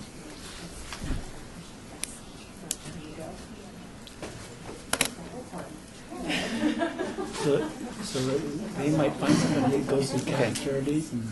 Yep. I'm sorry. Chairman McGrath, your question? Oh, I'm sorry. Oh. I was just wondering, shall I show these, issues? Probably after the presentation, if you don't mind. Yeah, good point. There you go. Okay, here you go, cheaters. Maybe 20 years. All right, good afternoon and welcome. Your presentation will be limited to 3 minutes, followed by 5 minutes question and answer. Please state your names clearly for the record. Hi, I'm Marissa Fernandez, Program Director at Lutheran Social Services of Nevada. Okay. And we have, my name is Maria Machuca, I'm the case manager for the Empowerment Center at Lutheran Social Services. Sherry Richardson, Client Services Manager at Lutheran Social Services. Very good. My name is Andy Wilson, I'm the Homeless Liaison for Metro Police Department. And I'm Officer Ty Muncie, and I work on my COP, community policing, and I work with the homeless. Thank you. Begin. Thank you. We have applied for $205,694 for the rapid rehousing funding, as well as the full $10,000 for homeless prevention. Lutheran Social Services of Nevada is a faith-based nonprofit with the goal to empower and change the lives of the clients that we serve. Some of the programs include our client choice food pantry, SNAP outreach, nutrition education, birth certificate and ID assistance, our empowerment center, rent and utility services. That's just a list of what we provide. So for the rapid rehousing program, we have collaborated with the Las Vegas Metropolitan Police Department Homeless Liaison to provide street outreach, case management, and essential supportive services and comprehensive rapid rehousing services to at least 15 households. We were awarded for $80,271 for this current fiscal year. And I'm happy to report that as of February 2016, we have rapidly rehoused 33 households, which is above and beyond our anticipated goal. For homeless prevention, we will provide essential supportive services, including financial assistance with rent and utility, assistance to households who are at risk of becoming homeless, to 5 households. And this year, year to date, we have prevented homelessness in 7 households through the ESG rapid rehousing funding. So part of key services are the street outreach. Our partnership with Metro will conduct outreach in the city of Las Vegas in addition to the homeless encampments that are within the city limits, and work with the homeless population to build a trusting relationship and rapport with the goal of connecting them to LSSN for housing. If Andy would like to step in and provide a little more information on how the outreach team conducts their outreach. Sure. Talk about the outreach. Some of my stuff over here, some of my pictures, because I want you guys to see, because these pictures are real. These outreaches on Ford Master in Maine. This way most of your farms will be homeless. You know, these people are really hard to serve. So what we do, we go out and offer services to the folks. Okay, I have a team of officers that go out with these offer services to the individuals out there. The goal is to find out what's going on with them, what kind of housing they need. Sometimes before they need housing, they might need, substance abuse. We set up a substance abuse where we have medical beds set aside. They may need immediate housing. We have immediate housing. We'll call Lutheran Social Services to get them housed. We provide transportation. What we do, we provide wraparound services. When I say wraparound services, depending on what's going on with the individual. Sometimes they need medical care. Sometimes they may need a legal 2000. Sometimes that's mentally ill people need a legal 2000. We're out there this morning. We have mice everywhere. Some of the homeless sleeping in mice. The goal is to get them the help they need right now. Get them on the street, engage. Thank you. That's all right. Now, we're going to have a 5-minute question. Now we begin the 5 minutes question and answer. Nice presentation. All right, members, do we have any questions of Lutheran Social Services? Yes, Co-Chair Taylor, just a question for Metro. How many other organizations like this are you working with that's helping prevent the homeless? I know you said you work with almost all of them, but we're talking pretty much any nonprofit in town that, that needs help with homelessness. Okay, doing our outreach. They need substance abuse. We have Metro beds set aside for the West End. They need housing, immediate housing. If they need immediate housing, we contact Lutheran Social Services. They come over to us. Instead of the homeless going to them, they come to us. We have an office over there. It's because the homeless, they don't have transportation. We know this. So they come, so we have Lutheran Social Services come to us with the house right then and there. Maria, she has landlords that she works with that she can call right then and there and get them set up. Because what's different for us is that we go to them. They're not going to come to us. So you have to go to them, talk to them, listen to their stories. They need out-of-state travel. We're finding more and more people at Greyhound bus station. They're not from here. They come here and they say, hey, I don't have ID, I have nothing. Okay, let's call your family. Let's see if your family wants you back there or what's going on. And sometimes they don't want to go home. Sometimes the family will say, no, we don't want them back here. We're not seeing them back, we don't want them back here. So then we have to start from step 1. What's needed? You don't have ID. You have no birth certificate, you have nothing. So we work with them, we provide an ID, birth certificate, whatever they might need. And then give them housing from there. Some of the other agencies that we work with Salvation Army, we work with Help Southern Bottom. You have to work with our agencies. No one agency can do everything. So you have to collaborate. It's about collaboration. Don't take a deep breath. Agencies do you work with? Okay, work with West Care, work with Help Southern Bottom, work with Salvation Army, work with Rescue Mission if I need immediate help the right thing there. Sometimes they call me 2 a.m. in the morning. So then I go to Rescue Mission, I'll help them there. We work with some other agencies. I'm talking fast. Even the library on Albert Boulevard, we have to work with them because homeless right there. So work with the library right there. We do work with some nonprofit organizations that help that can fulfill some of the agencies too. Chairman McGrath, I have a question. In looking at your photo montage, it appears, well, you are right across the street from Catholic Charities of Southern Nevada, correct? You're just on the, More than that, not just on Fort Mesquite, you have people on Air Watch, you have people on GMA Green, you have people on BMA, and Banana. They're everywhere, but the goal is to get them help. You have people under the bridges in the city of Los Angeles. Oh, I know. So I know. we are there. Matter of fact, I want to be going there this week. a question, is there any collaboration with Catholic Charities with regard to this? Or? Yes, we use their Yes. shelter. We use Catholic shelter. We need some immediately. Okay. What's Catholic Charities? Just work with their home program to Ellen now. So I know they have a new person there. So last time they were out funding it. Watch out for understanding. I don't know, but this is just what I was told. Okay, So, question answered. Thank you. Member Jamison. So, okay, so I think what we're trying to get to is, so you're Metro and this is Lutheran Social Yes. Services. So we are trying to understand, so do you provide the same services for all of the other agencies that you do as Lutheran Social Services? Because you're here with them today. I think that's where we're trying to get to, right? That's correct. Yeah. So do you as Metro then provide these same services for all the other agencies, just like you do for Lutheran Yeah, Social we Services? put together outreaches, and we invite everyone to come to the outreaches, whoever's there, and then we try to utilize whatever resources we have. We just happen to use local services more often because they meet some of the requirements that some of them don't. So a follow-up question, if I may. So then Your you last also name, have to Jordan. go through the Thank you. coordinated services Hand. that was referred to earlier. So the Clark County, so coordinated intake. So same process, all those individuals, no matter where they are. You got a minute. Bridge, wherever, they still have to go through the coordinated intake of Clark County Social Services. Yes, but we also serve individuals, and we also have other funding sources that we can use. So, for example, if there are other, like a church that have a homeless person that they're working with, and then they will send them directly to us. Okay, But thank they you. don't go through. Member Jordan has a question. And this real quick, for Lutheran Services, where's your executive director today? I mean, is she or he present? No, I'm the Okay. program director. Our executive director had a prior engagement. Okay. All right. Thank you. All right, members, any other questions? 20 seconds. So, Member Janice, I just have, because I think this is a big hole for what we're talking about with homeless. So if a church brings you somebody, and so how are you making sure, is it HMIS? I mean, how do you know that they are being imported? Because I think that's what we want to get to.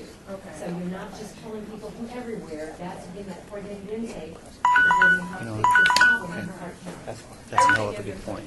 Thank you. Yeah, that's time. Oh, okay. Okay, thank you very much. Appreciate it. While the next group comes up, the Sean Bolster staff, all agencies that work with federal funds that are providing homeless services are required to use HMIS to record the clients. Except for Hopewell, because, well, we're working on that. Damn right, Ronnie. Damn right. Where's your boss at? Right. All right, next up, if we could see the Salvation Army, please. We gotta keep it going. Because I'm freaking out that we're not gonna have enough time. I don't know. Okay. Yeah. Got one for you.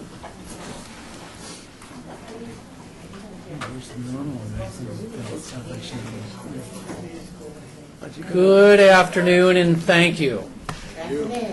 The way we have this structured is you're going to give a 3-minute presentation, and it's being timed, and then we'll finish that. It'll move on to a 5-minute question and answer from the members here. Just a question, Chairman McGrath, quickly. Where is Philip Holland at? Philip Holland had a previous engagement today. He had scheduled vacation before this was Okay. set. So Okay. I am Eva Von Lewis, and I'm the Director of Business for the Salvation Army, and I am the Philip Holland today.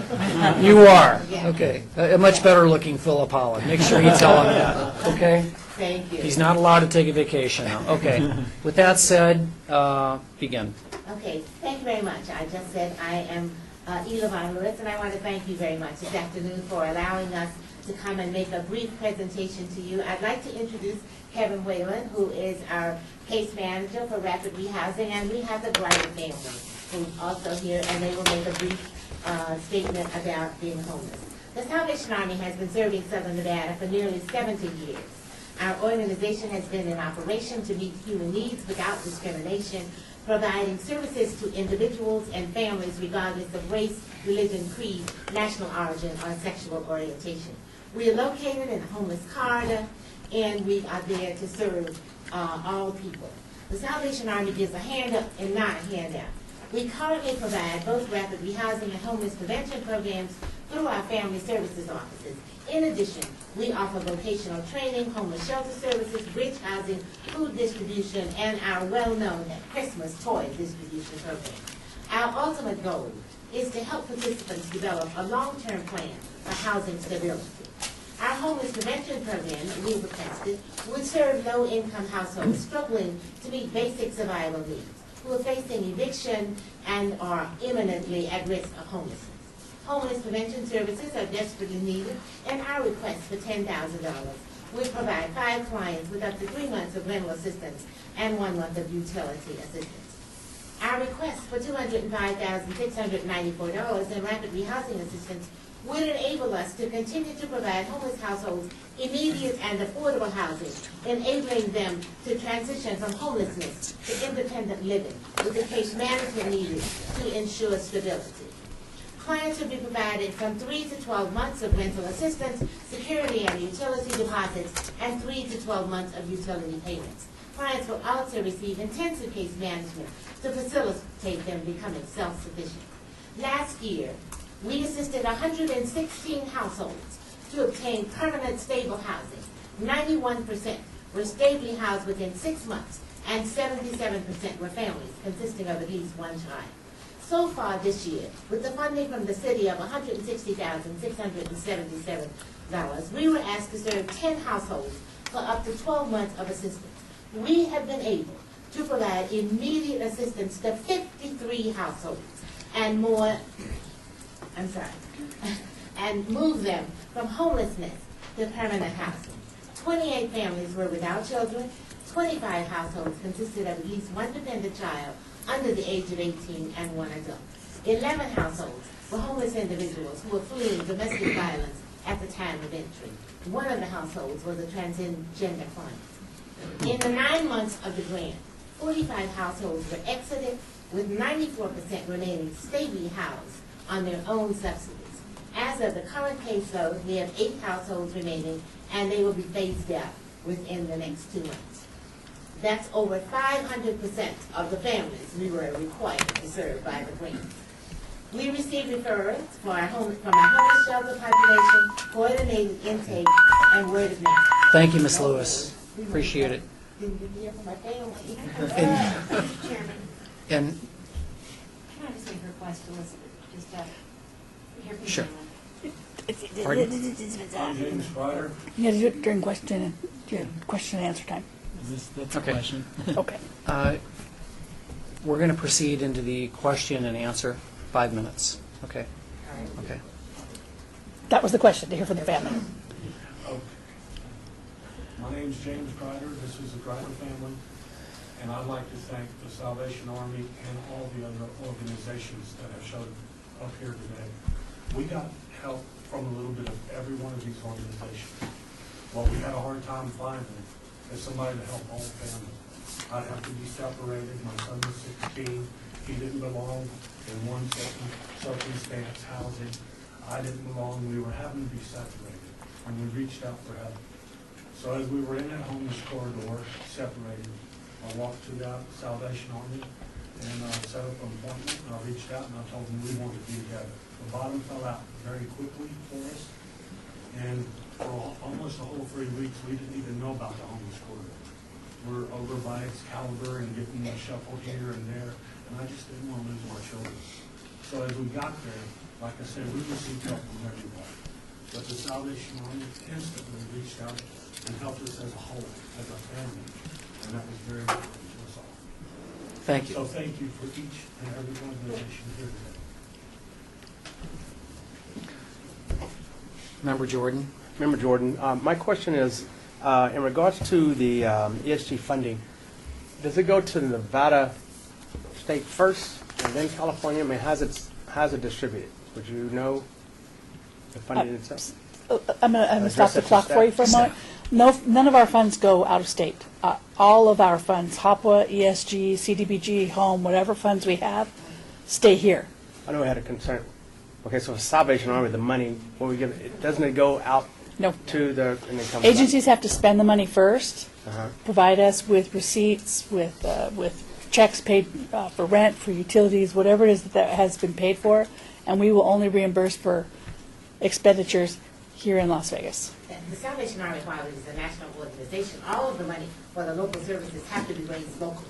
None of the money that we receive goes out of the local area. Thank you. Okay, thank you. Members? Questions? Member Jansen, I guess to your point, sir, so thank you for all of you for coming and sharing, because I know it's not easy to sit here, so I'm really proud of all of you for being here today. Is there any other agency that does whole family, or is Salvation Army the only one? And if so, yes or no, I'm sorry. I don't know that they're. It's the only one that we could find. Only one that you could find. Because my 16-year-old son, and I understand the fact they didn't want him with the younger generation and just the women and children, but yet he wasn't allowed to go to the 18-year-old or above side, so. Yeah. Yeah. And I have to say, I reached out to each and every resource I could find, and this is the only one that really helped my entire family right away. And so is all the requests that you're asking, is it for your total programming, or is it specific for family housing? No, it's specific for the total rapid rehousing program. Okay. Some of the people are single and come from coordinated intake, others are families that come that we. Yeah, I just, if I may, last year the city asked us to serve 75% of our population being families. We ended up serving 77%. And I hope that answers your question. Thank you. Because that was the target we were looking for. Thank you. Member Janison, and if I could comment, and Sean, correct me if I'm wrong, but I believe the Family Promise also keeps families intact. Yes. Too, right? Okay. Okay. Thank you. All right, members, do we have any other additional questions for the Salvation Army? Member McCoy, I don't have a question, but I would just like to commend the family as well for taking the time to come down and share your story with us. Thank you very much for all appreciate the it. help It and makes a big appreciate. difference. And I'd like to state the fact that we're pretty much on our own now. We picked up the pieces, and that's the first and last time we'll be in that situation. And if it's not enough, every time I go meet my case manager, I walk down that corridor, it's pretty scary. Congratulations on the job. Congratulations. Congratulations. And I think to Ms. Lewis's comment, it's it's not a handout, but correct. Thank you. Thank you. Thank you. Thank you all for coming. That's brave. Appreciate it.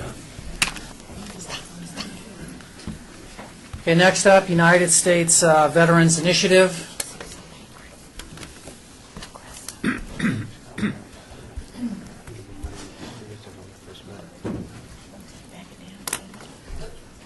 Chairman, Sean Bolster, Yes, ma'am. staff. Yes. There was a typo. I saw that. Okay. So Should the- be 205,000. It should be 215. The Oh. agency did ask for homeless prevention as well as Okay. rapid rehousing. Which one, I'm sorry, which one? Salvation Army was 215, No, no, 694? United, U.S. Vets. The applicant needs us now. So it should be Correct. 250? They did ask for 215, so I'm thinking there was one spot that asked for one amount, and then another spot that asked for another amount, so. Okay, very good. But the application itself, when you read through it, they did ask for prevention, and they did ask for rapid rehousing. Okay, corrected accordingly. Thank you, Ms. Bolster. All right, welcome. Please state your names clearly for the record. I'm Sean McBride, I'm the Executive Director of USA. And I'm Danielle Sampson, I'm Operations Manager for USA. Thank you. Our format is that a 3-minute presentation. After that, the buzzer goes off. And then we open that up for 5 minutes for questions and answers that we may have. Thank you. You can begin. Okay, as Sean said, we are applying for rapid rehousing and prevention funding. specifically to help homeless and at-risk veterans and their families. Our organization is very proud to have been a part of the effort to decrease the number of homeless veterans in our community and partner with our organizations in the community to declare functional zero in October of last year. But it doesn't mean that our work has ended, because of course we feel it's a tragedy that someone who served in the military has to now find themselves living on the very streets that they fought to defend or at risk of homelessness. So it means that we have to increase our prevention methods and also be prepared to still serve the clients that are coming to us through rapid rehousing and ensuring that, as we promised when we declared functional zero, that their homeless experience would be brief and non-occurring if they did encounter it. This is our first time applying for ESG funding for rapid rehousing and prevention. However, we feel our organization is poised and positioned well to operate this type of funding, because we have operated rapid rehousing and prevention programs for over 4 years and have been very successful in that. We've been named a model site by the VA National Office in providing these services. We have strong relationships with landlords that allow us to house veterans in a quick timeline, as well as in affordable situations and safe situations. We have our own outreach team that locates these individuals and families. And we're proud to report that over 90% of the veterans that we serve in rapid rehousing and prevention achieve homeless stability, or housing stability, which means they are now maintaining their own lease and have been discharged successfully from the program and stay in their own permanent housing. Now, because we have already this type of funding, it doesn't mean that we don't need more of it. We have, in over 4 years, served over 876 households, dispersed more than $2.5 million in temporary financial assistance, yet still we have families that are coming to us more than we can serve. And also, the very specific regulations of the VA program allow us, or don't allow us to serve every homeless veteran or their family that comes to us because of certain requirements. So we feel that this funding would actually help us to fill a gap, serve more veterans every year, because we always unfortunately run out of funding each year, and also serve those who fall, unfortunately, in those certain boxes that we're unable to serve them, such as income thresholds. Unfortunately, that veteran doesn't mean that they're not deserving of our help, but because of VA requirements, if they make even just a little bit over that income threshold, we're not able to help them at all. Sometimes security deposits, we place a client and their family in housing before they have employment, work with them, provide the wraparound services, then they get employment and realize they need to move to a more suitable and closer location, but by VA requirement, we're only allowed to provide one-time single security deposit. So this funding will actually allow us to be more flexible, still understanding that we need to serve more clients across the board, but will give us some discretion at how we can serve these that might not be able to get served elsewhere without having to refer them to possibly other programs or shuffle them back into the system when we're already working with them. So, Thank you.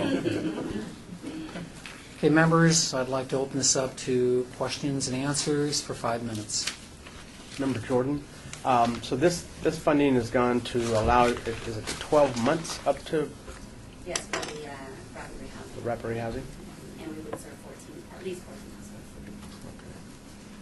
Thank you. Chairman McGrath, approximately how many veterans are housed with you at this time?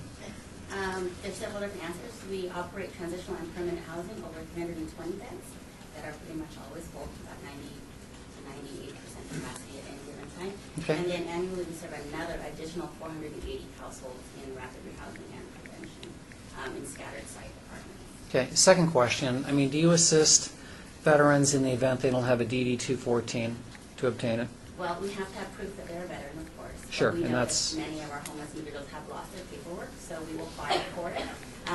There is a way to find out. If they've registered at the VA before, locally, we're able to work with our VA partners and they can confirm that they are a veteran. If they've never registered at the VA, unfortunately, before, which many of them have not, then we'll order the DD-14, place them in temporary housing until that paperwork comes in, and then start using it.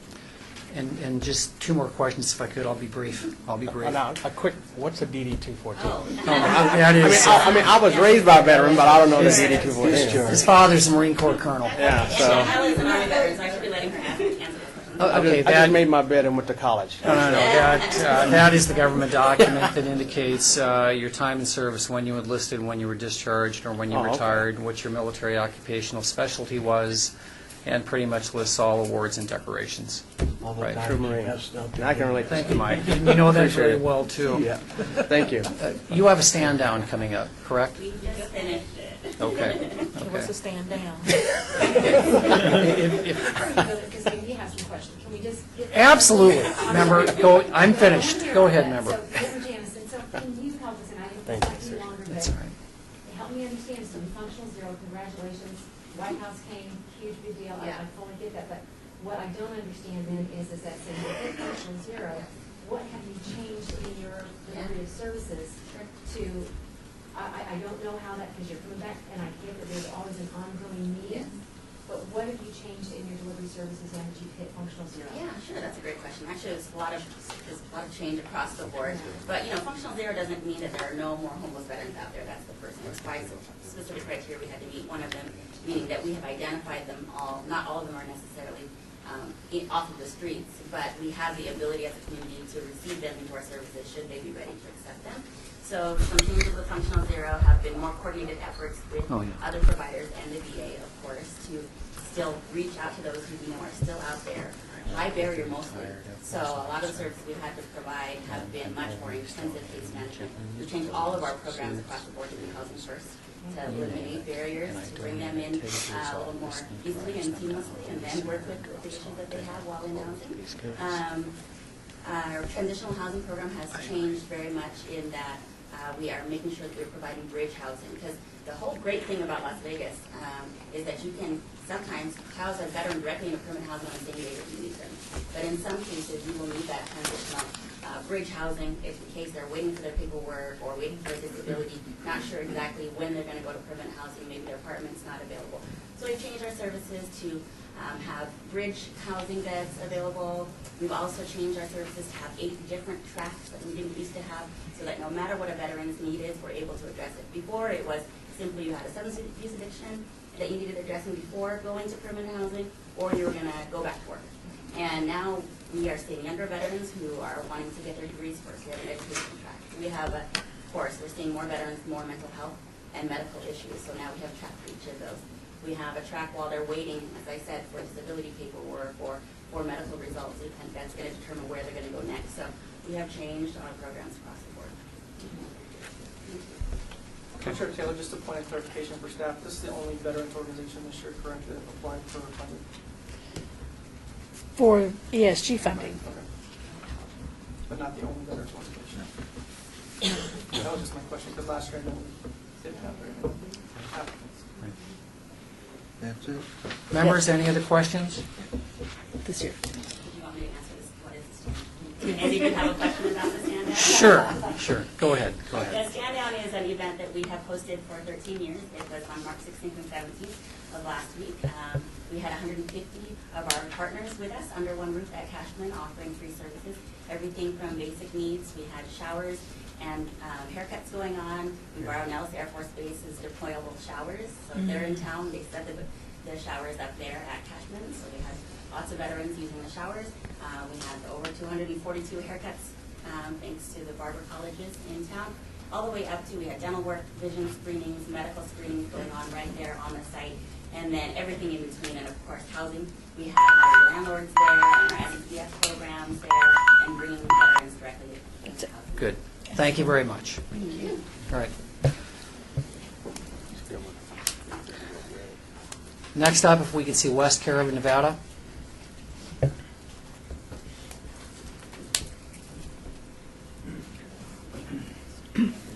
Good afternoon, sir.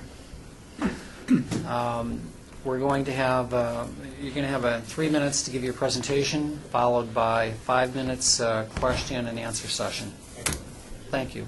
You ready? I'm ready. Begin. Okay. Good afternoon. My name is Robert Vickery. I'm the program director for the Las Vegas Community Triage Center, and I'm serving as the desk of our Vice President, Kevin Moores, and many of you know Aaron Kennard, our area director, who sends our regards. So I'm here to present today on a new and exciting program called the Wet Shelter. So I prepared a few remarks that will bear with me.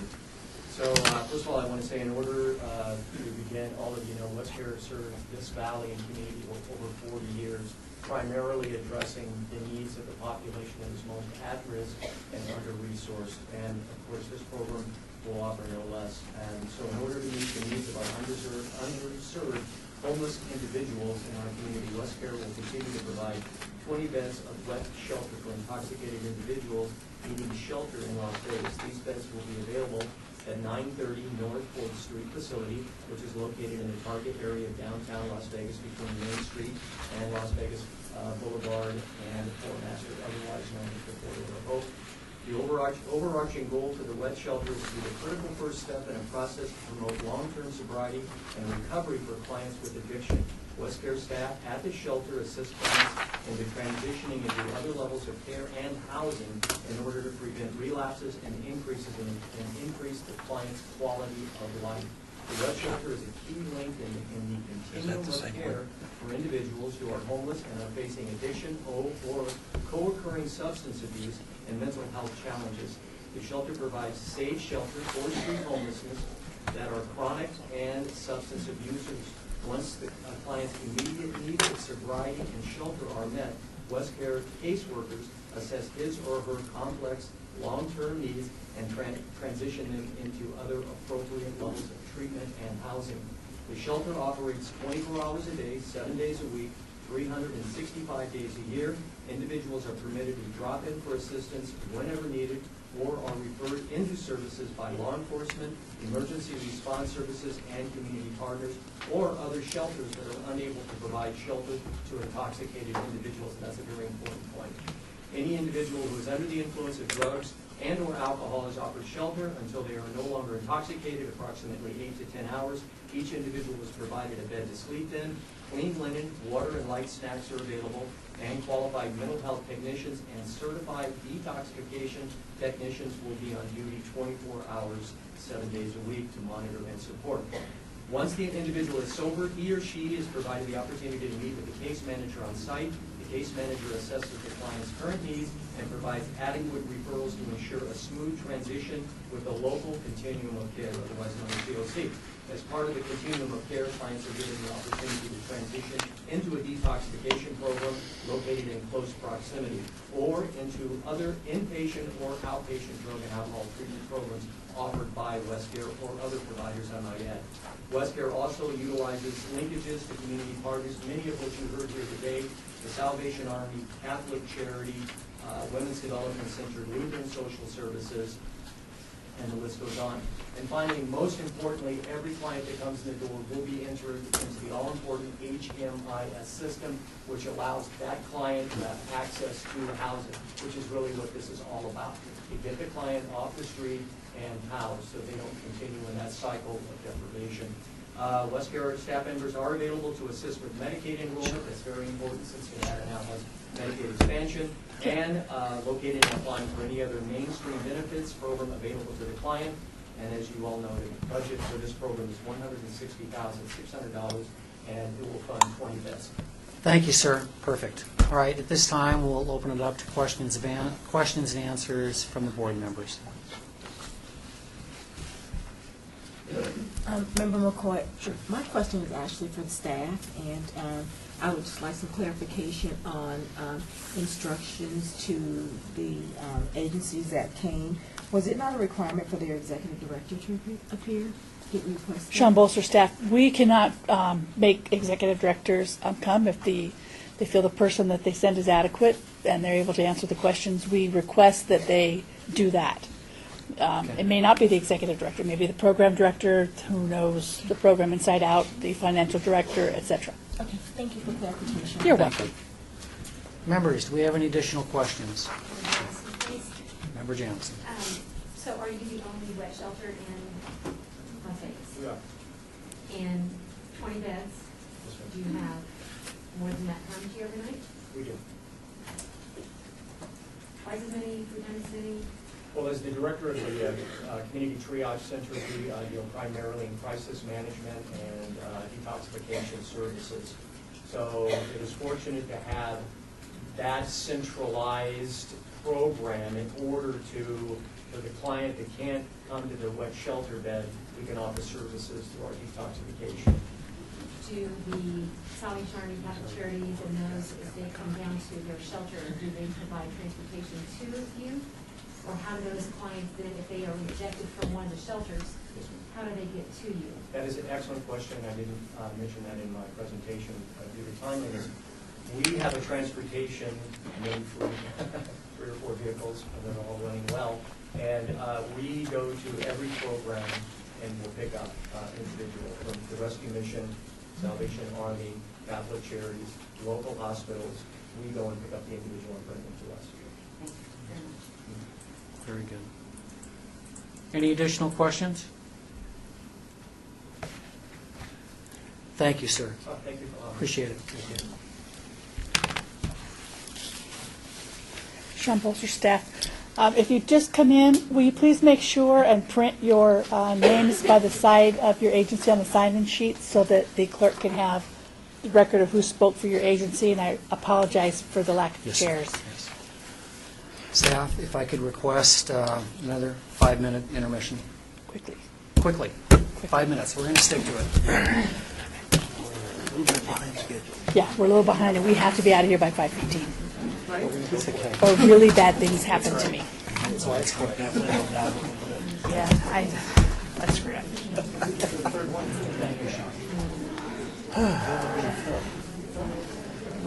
We'll work it.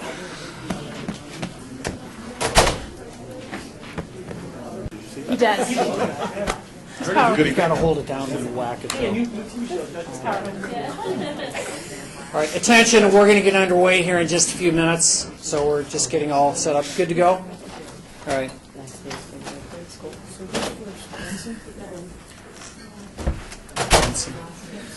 All right, very good. If we could see Anson up first.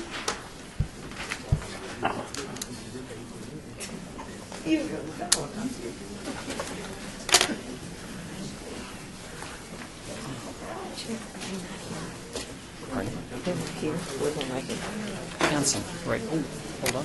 So the other places. Okay.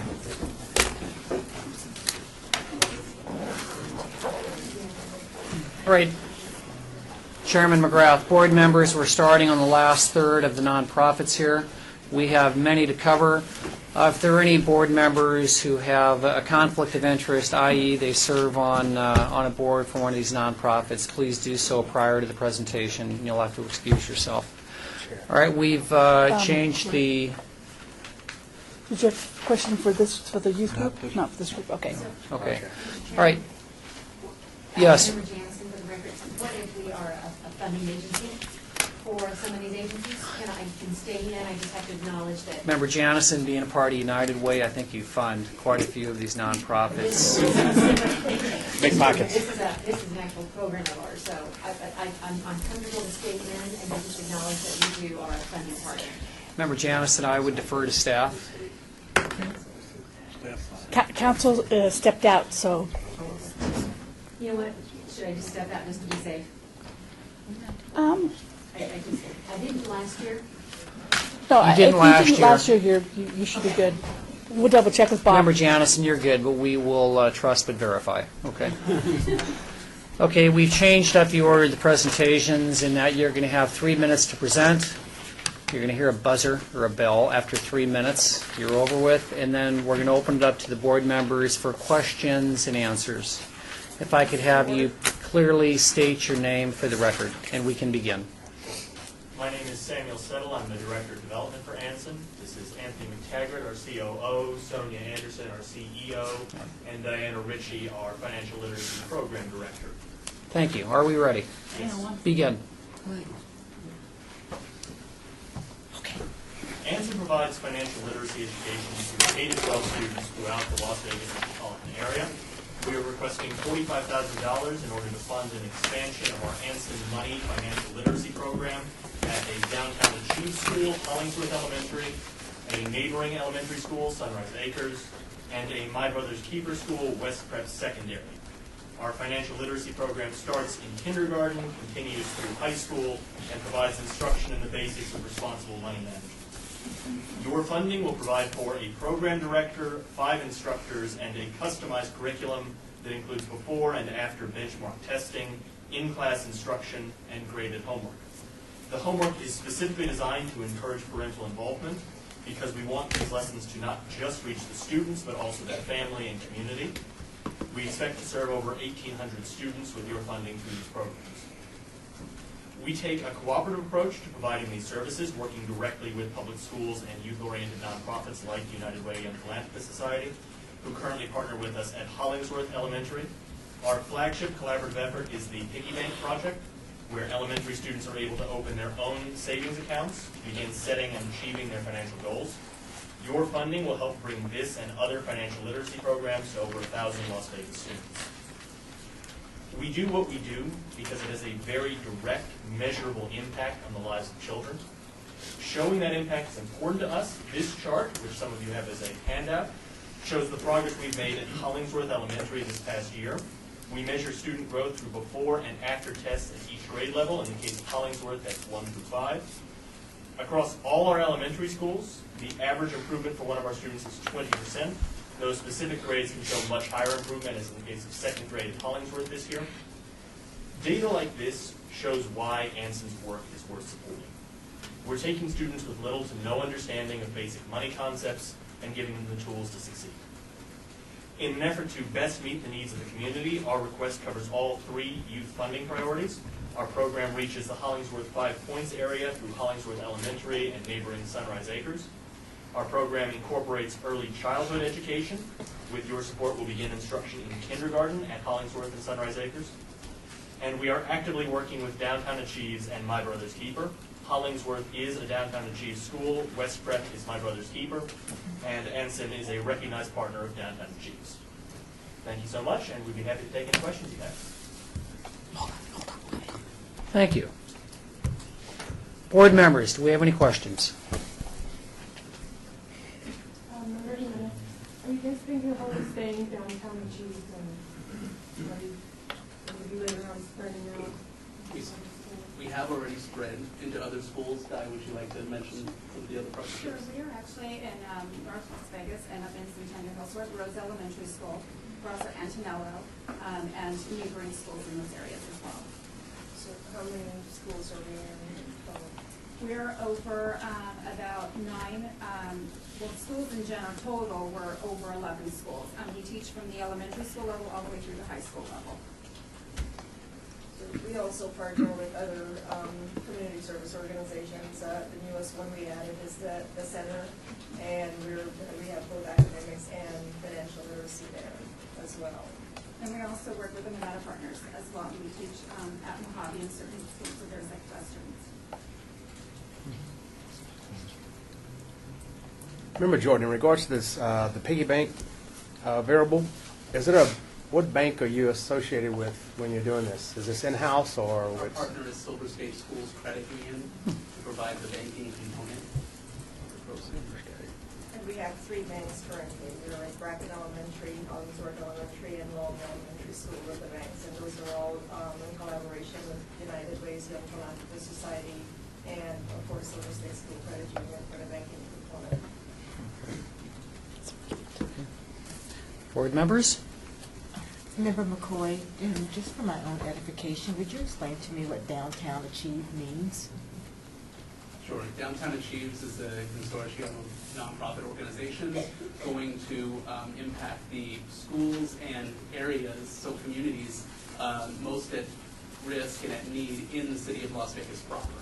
So Centennial Hills or North Las Vegas would not count, although there are certainly high areas of need in other places. Downtown Achieves impacts, I believe, 8 schools. Yes, please. So I sit on the, I'm member Janice, and I sit on the board for Downtown Achieves. So it's a pipeline issue. There's 7 elementary, feeding to 2 middle school, feeding to 2 high schools in downtown Las Vegas. And to track the academic achievement as we look at wraparound services for the students specifically in each one of those schools. It was a wonderful presentation. Mr. Chair, I'm Sean Bolster, staff. For the agencies that